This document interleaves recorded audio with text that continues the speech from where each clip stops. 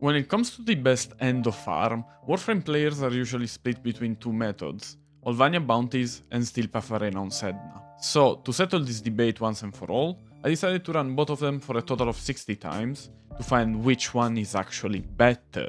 Let's start getting a look at the arena runs. To make this experiment work as best as I could, I did 3 different kinds of arena runs. The loadout for all of them though is as follows. Nekros with Despoil, a lot of range, enemy and resource radar, and last but not least, some survivability since we're going against Steel Path enemies, right? As a weapon, I decided to bring only the Lesion with me. I just like it, honestly. But like, literally any weapon with a lot of slash and a good status chance is fine. For example, like the Orthos Prime, as we need to butcher the corpses to have maximum despoil value and Endo farmed. For the first set, I ran the arena completely alone, without any booster. This way I had 1053 average Endo per run, with an average of 4 minutes and 24 seconds to complete them. Which, in other words, translates in roughly 240 Endo per minute, and as Warframe clickbait thumbnails would say, it is roughly 14,000 Endo per hour of in-game time. Now, let's be honest, while this is for sure something to start with, you would need more than 2 hours to get a gold mod from rank 0 to rank 10, and more than 3 hours for a primed one. The second test I did, in the Steel Path Arena, was still going solo, but with a mod drop chance booster, which, in case you didn't know, is the one that actually boosts the Endo drop chance. Here we start seeing promising results. We have an average of 2053 Endo for run, which is close to double the amount we had without the booster, and an average of 4 minutes and 35 seconds per run, which translates to roughly 450 Endo per minute or close to 27,000 Endo per hour. This way you would need a little bit over an hour to max rank a golden mod, and a little less than 2 hours for a primed one. And I know it may seem like a lot of time, but OG Warframe players know that like this is actually insanely good already, right? But can it get better? That's the actual question. Arena-wise, I did one last test, which we're gonna now talk about before swapping to the Hollvania bounties and the bonus tip after that.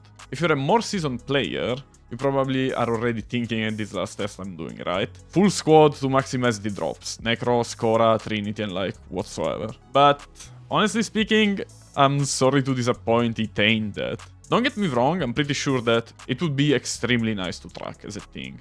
But being a Lezias and not wanting to wait 30 minutes in game chat, I always had trouble finding a full team to farm Endo like that, right? But I still wanted to test the possibility of having allies with me, as I thought that it could improve the Endo per minute anyways, no matter what their Warframe and weapons are, as we would be able to finish the missions way faster. So as a last arena test, I just went there with public matchmaking, and hope to see someone join in. I did that roughly during the peak game time, with most players online, so I had the best chance. And in this case, I did the test exclusively with the booster on, as I could never know if those random allies had it or not. And well, the results surprised me a lot.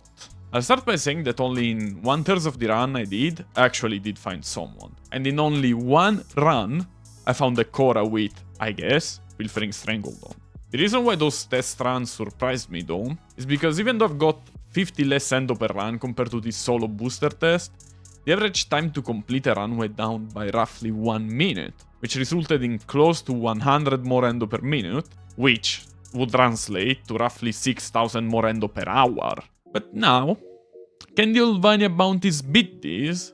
Or is the arena the ultimate way of Endo farming? Before finding that out, I want to specify that the test runs I did were exclusively on tier 5 bounties, so I had a chance of getting 3,300 Endo or 4,200. At the same time, it was only the quick ones, which, honestly speaking, usually equates to capture missions, with an easy and quick side objective to complete. Which, by the way, I strongly suggest you to equip yourself to complete it, as other people for some reason tend to forget they exist. Especially if it is killing enemies with finisher, you have no clue how much using Excalibur saved me. In this case, I always went perma public matchmaking, as you could be lucky to spawn in midway of the mission or even literally as they just finished it, speeding things up by a lot. And in fact, the Hollvania bounties were the fastest missions to complete, with an average of 3 minutes per run. When it comes to the Endo though, even if you may sometimes get lucky and get 600 extra Endo from capturing the objective, which I counted for when found, we're at 1000 and roughly 300 average endo per run,